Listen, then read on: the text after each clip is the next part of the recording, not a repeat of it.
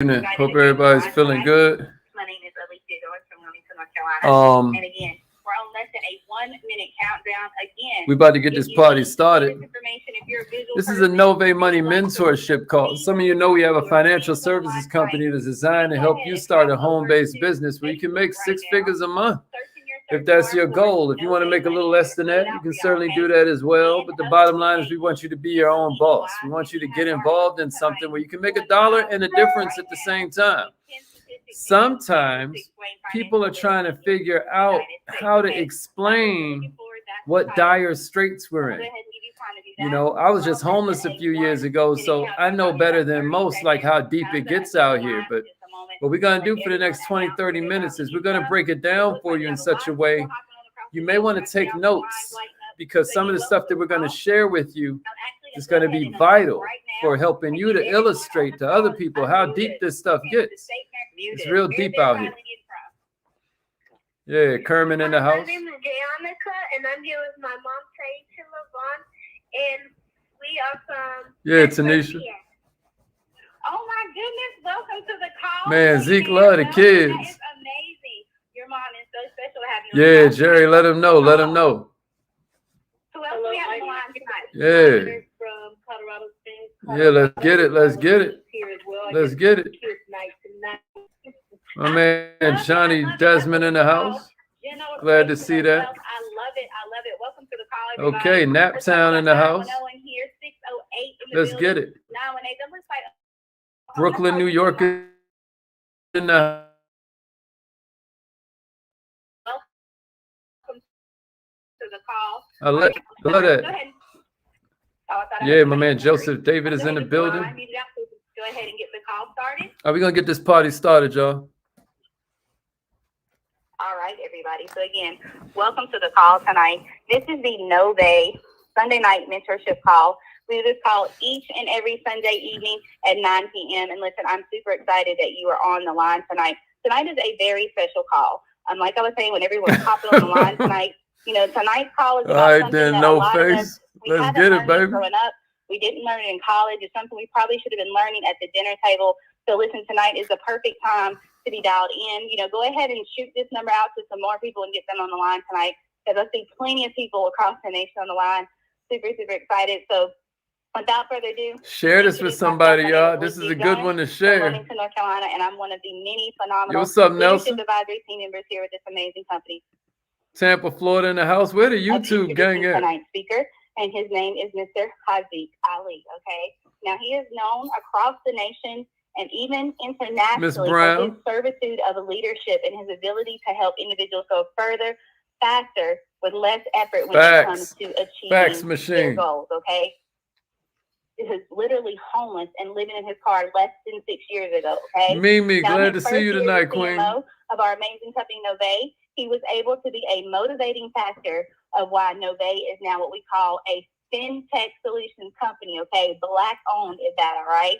And one of Inc. 5000 fastest growing private companies. Okay, now in addition to Don't Mr. be sitting Ali's over there just day-to-day looking pretty, girl. Nove, he's actually extremely in high demand as an award-winning speaker, trainer, TV and radio show guest. He's been featured on 60 Minutes for his entrepreneur skill set, and he has been blessed and unfortunate to be trained by one of the best mentors in the nation. I must say, one of my favorites, the great Mr. Les Brown. Okay, now he's like the greatest motivational speaker alive, right? Now, again, I just said 6 years ago he was homeless and living in his car, and now his net worth is millionaire. Oh, my man Dion in the house. So I hope that you have a pen and paper ready. Glad you made it, bro. On the line tonight. What's up, Nikki? Shout out to y'all, okay? So listen, we're about to learn something. Big Things Nikki in the house. Learn some things that we didn't learn. That's your nickname, Big Things Nikki. Now more than ever, okay? So without further ado, let me go ahead and get this recorded. Yeah, the Quenisha. Recording has started. Mr. Haziq Ali, are you on the line? Unmuted. Yes, I am, Queen. Yes, I am. Thank you so much, Miss Ali Goins, you know, for that incredible introduction. And I also just want to give it right back to you and let you know how proud I am to be walking beside you, Queen, because you fit the true definition of a servant leader. People would shudder. You know, earlier I was talking to your husband. He was talking about like how you over here ironing clothes, while you sending out text while I'm harassing you about text messages to send out. And at the same time, you helping us get together presentations. Like, Queen, the amount of plates you keep spinning is just amazing. You know, you and your husband have, you know, incredible children. You know, they, I'm sure, are proud of you just as we are. And I just want to thank you from the bottom of my heart for everything you do, while also throwing in a subtle hint that we're ready for you to move to Atlanta. All right. But anyway, y'all, I want to welcome you to another Nove Millionaire Mentorship Call. You know, we call ourselves the Nove Money Millionaires. We're all about being millionaire minded around here.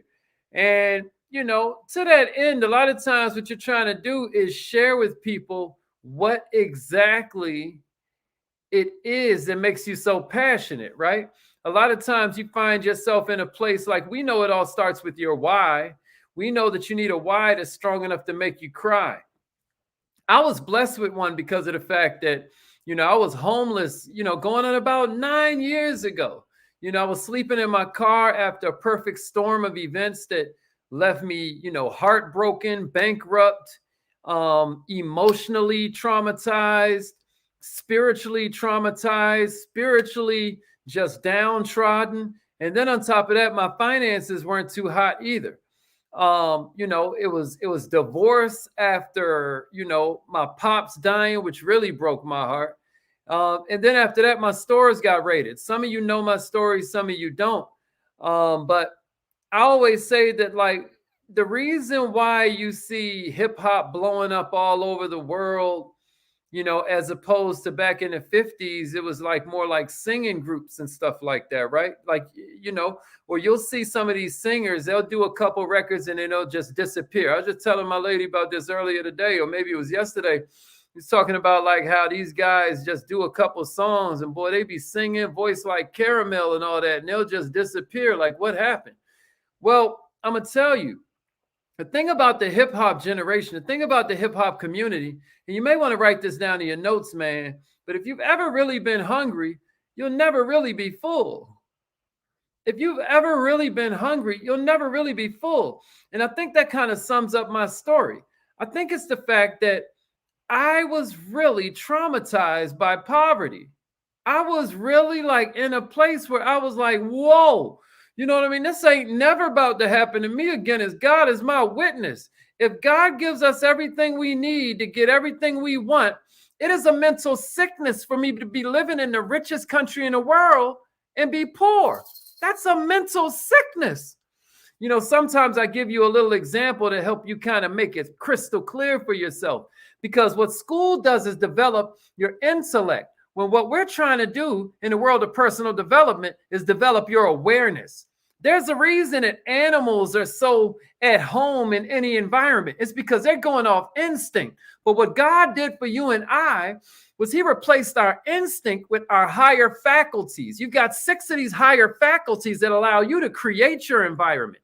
You don't have to be a victim of what we call Newtonian physics. This whole thing of cause and effect physics. It's raining outside, and so therefore I feel bad.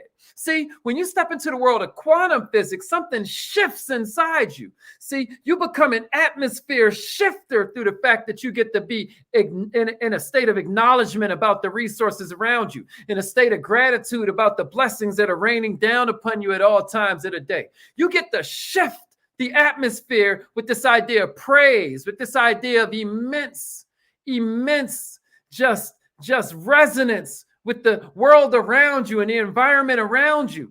That acknowledgement, that consciousness is what you hear people call it. That awareness by itself begins to shift your potential. It begins to expand your capacity. Check it out.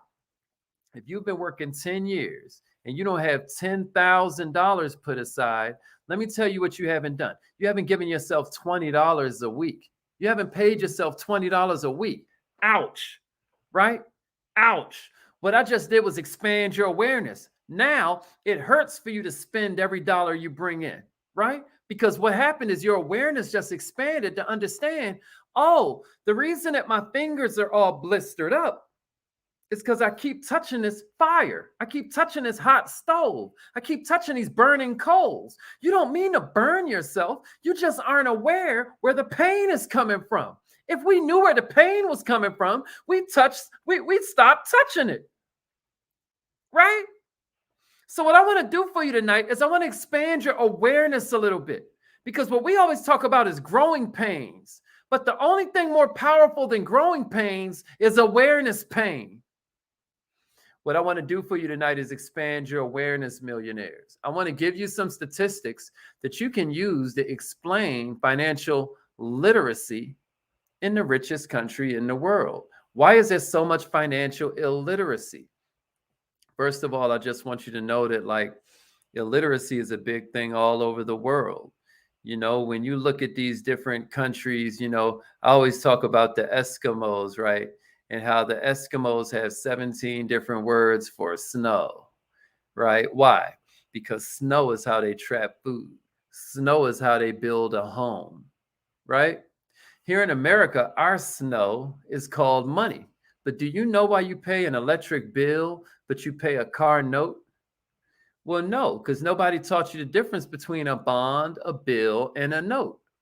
Does that make sense? You're financially illiterate. Back in the days of chattel slavery, it was illegal for a slave to know how to read and write. Why? Because they knew illiteracy creates bondage. Just like knowledge makes a man unfit to be a slave. So I want you to be excited about financial literacy, because what literacy does is it increases your awareness. And what awareness does is make the right moves obvious. I want you to write that in your notes. Awareness makes the right moves obvious. You don't need a TED Talk. All of a sudden, you don't need a novel. Once you've increased your awareness, you're now able to see it's glaring. It's super clear what you need to do next. I don't know how many of you know, but I'm especially passionate about financial literacy in our own community because of the fact that we are so far behind. Many of you know that Nove's stated purpose, our mission, is to close the wealth gap by closing the ownership gap. That's our whole purpose, right? And so how do we do that, right? Well, and why am I so passionate about it, right? Well, you know, you may want to write this down. The white family, you know, according to a census from a couple years ago, but they say it's gotten even worse since COVID, right? The white family nationwide is worth about $200,000. They're passing this wealth down, right? I don't know how many of you went to college and had a white buddy that went to college, and his family's, you know, done put him up in a house, bought him a car, everything. It's because they have a higher net worth than you. You're like, man, I'm lucky to get a care package, right? And I know my family love me, but they can't even send me some cookies every month, right? Well, it's because a white family is worth on average about $200,000. And then the Latin family, even though they just got to this country, you know, relatively speaking, they're worth about $20,000. Now, that's a huge gap, right? But let me tell you why we're a laughing stock all around the world. Let me tell you why the American Negro or the black man, the black family is a joke all around the world. And I want to suggest you watch a show that comes on Netflix. It's 6 episodes. It's only 30 minutes an episode. It's called Black and White from Colin Kaepernick. A show called Black and White from Colin Kaepernick. I want to suggest everybody watch that. I want you to tell all your friends and family to watch it. It's good family television. I don't want you to expect like Boys in a Hood or, you know what I mean, some kind of R-rated thing. It's family TV. But I want you to watch that because you're going to get a picture of why the wealth gap is the way it is. Many of us have been bamboozled. We've been hoodwinked, and we don't even recognize it. Do you know that while the white family's worth $200,000 and the Latin family's worth $20,000, the black family's worth $1,700? $1,700. In Boston, your net worth is about $7. Why? Because you own nothing. You own nothing but some Gucci belts. And you can't pass those down to your kids because the thread is going to come out of them, and then they're not even going to be able to use those to pull their pants up. You get what I mean? And your kids are listening to these artists and they don't even wear belts. You know what I mean? I could go on and on. My point is we're being played with. They've got us right where they want us. And it's because we're completely unaware of what's going on. So what I got for you tonight is I have 10 different statistics that illustrate the state of financial literacy in America.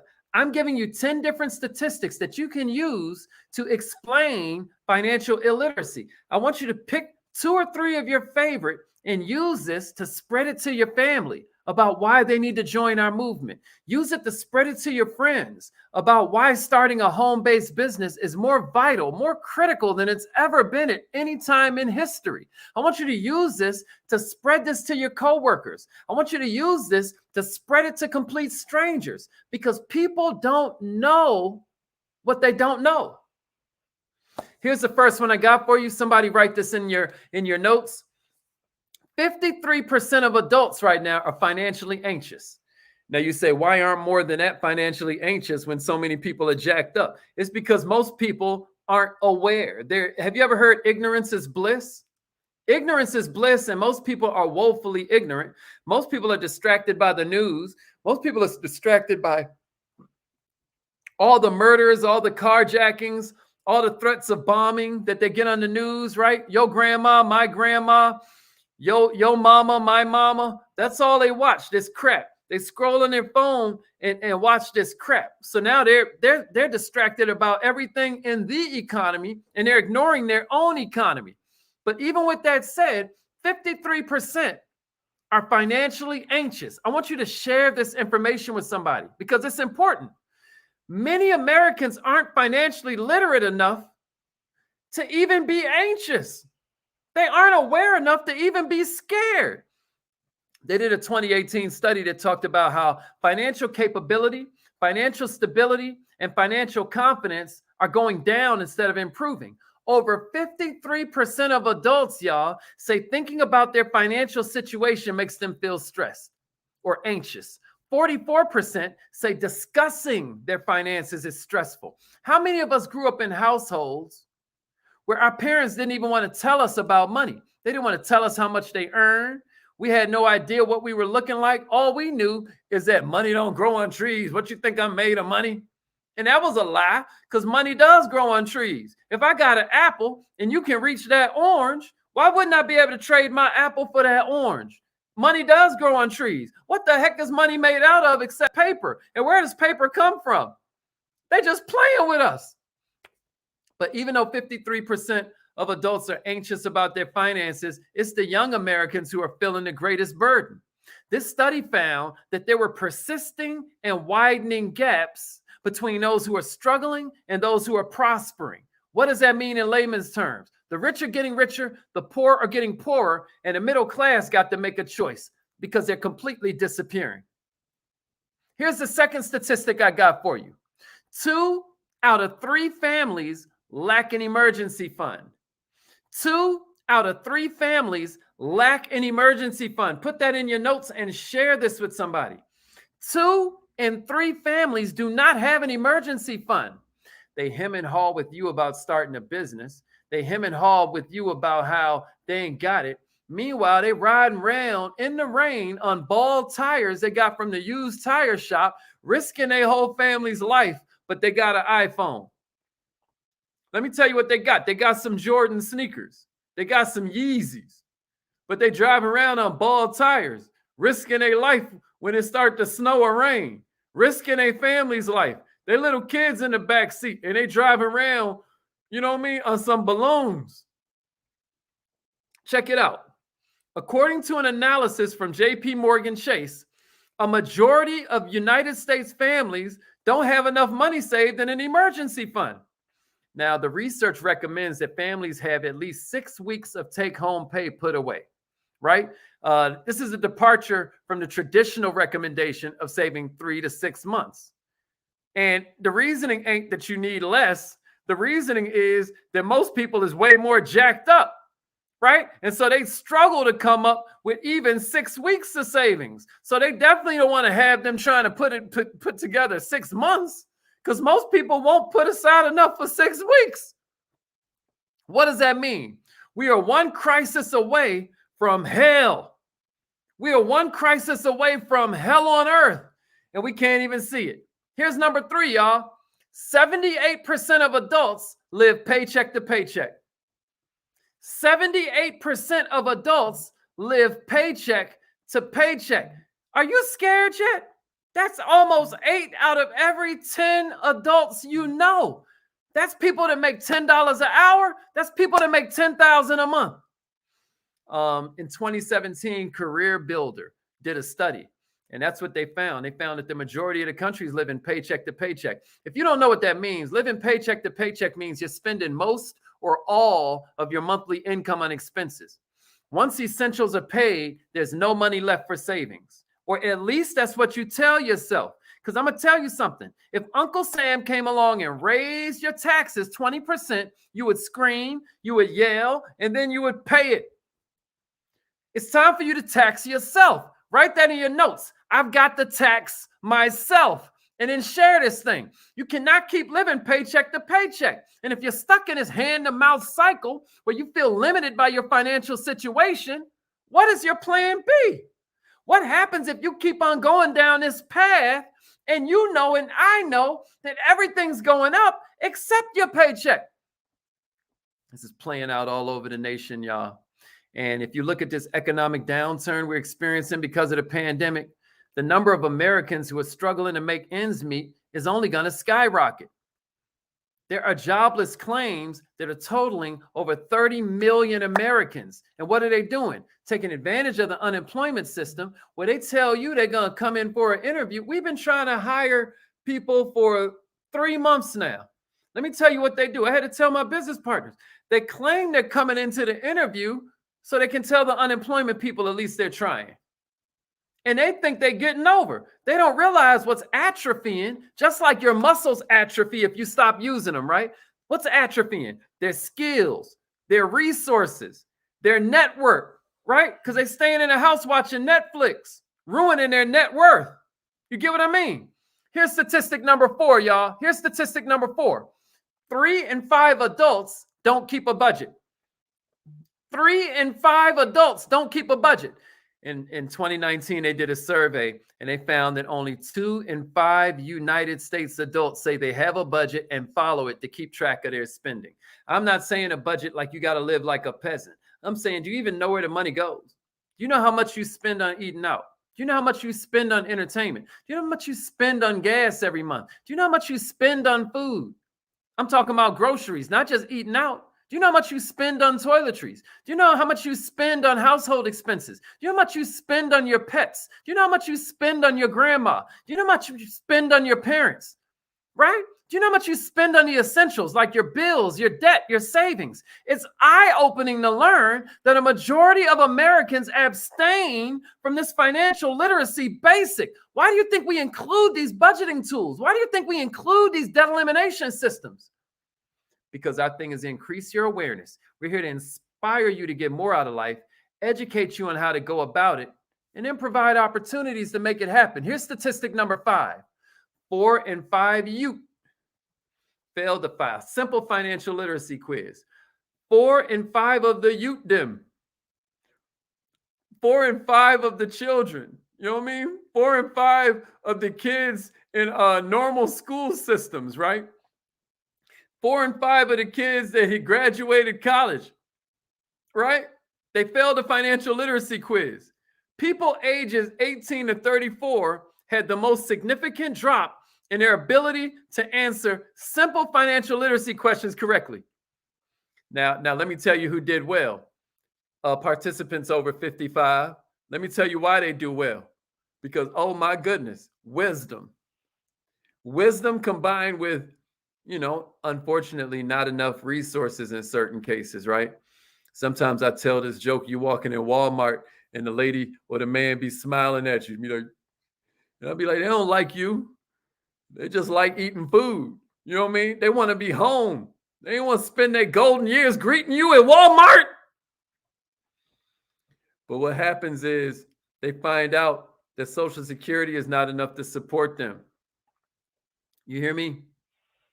This is why we got to educate the youth. We have to I believe the children are our future, right? So what we've got to do is make sure that they have what they need, because You know, it's like anything else when you're talking about a seed. Your children are your seed, right? You take care of them, and then before you know it, they're going to take care of you. Or at least they'll have the intention to. But my goodness, having the will without the skill is still nil. All right, here's statistic number 6. 27 different states, and we only got 50 states, right? 27 different states. I swore we had 51. I think that's that Mandela effect thing again. I swore, you know what I mean? But anyway, well, y'all start judging me. Out of 50 states, 27 of them, that's more than half, in the richest country in the world, scored a C, D, or an F for high school financial literacy. A C, a D, or an F for financial literacy, right? In 2017, they did a national report card. And what the research has shown is that states that require students to take and pass a personal finance class are going to produce more informed, college-ready, life-ready students. Personal finance education during formative years has been proven to provide people with confidence and with the skills they need to manage a household, to be a man, to be a wife, to be a husband. Well, I got bad news for you. In 2017, it showed that across the whole country, 27 different states had a C, a D, or an F. Now, a 2020 survey said that we were doing much better, so I do want to throw that out there. But we still got a long way to go. Like 45 different states now include personal finance in their K-12 standards, but don't celebrate just yet because 26 states and DC, my hometown, don't require a high school personal finance course. 29 states and DC, it blows my mind when the White House is right there, don't require the high school courses to be taken. It's an elective, right? But you make us take algebra. 2x equals 6. What is x? X is who gives a flying sandwich when I can't even buy a sandwich with that. You know what I mean? I'm going to move on. Statistic number 7. 54% of millennials are concerned about their student loans. Do you know Barack Obama didn't pay off his student loans until like the second or third year of his presidency? Barack Obama, I'm going to say that again, did not pay off his student loans until like the second or third year of his presidency. You darn right people concerned about their student loans. In 2020, student loan debt reached a tripling. I said tripling, probably that too, but a crippling $1.5 trillion. 1.5 trillion. $1 trillion is 1,000 billions. A billion is 1,000 millions. Like, if you have 1 million seconds, that's about 17 days. 1 billion seconds is like 32 years. They're not even in the same world. 1 million seconds is about 17 days. 1 billion seconds is about 32 years. 1 trillion seconds means you're back in like 32 BC. $1.5 trillion in student loan debt. And when they were asked about their ability to repay, over half, more than 54% of the millennials expressed concern. Now, I feel like that's an understatement, but do with that what you will when you're talking about financial literacy and why it's so important. Here's number 8, y'all. Y'all ready for number 8? Write this down. 60% of adults in the richest country in the world had credit card debt in the past year. 60%. Why ain't it more, Hazik? Because most people can't get credit cards. I ain't going to say most, but most of that other 40%, I'll say that. Americans owe a record high in credit card debt. That too is over $1 trillion, according to the Federal Reserve Bank. Over $1 trillion. And it's hitting young people especially hard. In fact, 10% of consumers from 18 to 29 have credit card debt that's over 90 days late. And that's before the pandemic. 10%, that got to be 20% by now, right? Another thing about that is that like 6 out of 10 of adults had credit card debt in the past year, and nearly 2 in 5 say that they got to carry balances from month to month. So of course, that's giving them more interest, that's giving them more late fees. And credit card debt, as you all know, but many people don't, is dangerous because of the high interest rates and the low minimum payments that make it so that it's seductive to pay just the minimum and just let them get rich. Before you know it, you're in this vicious cycle. Here's number 9, y'all. 4 in 5 adults experience barriers to home ownership. 4 out of 5 adults, that's 80%, experience barriers to home ownership. What are some of these barriers? Rising home prices, lack of savings. Write some of this down.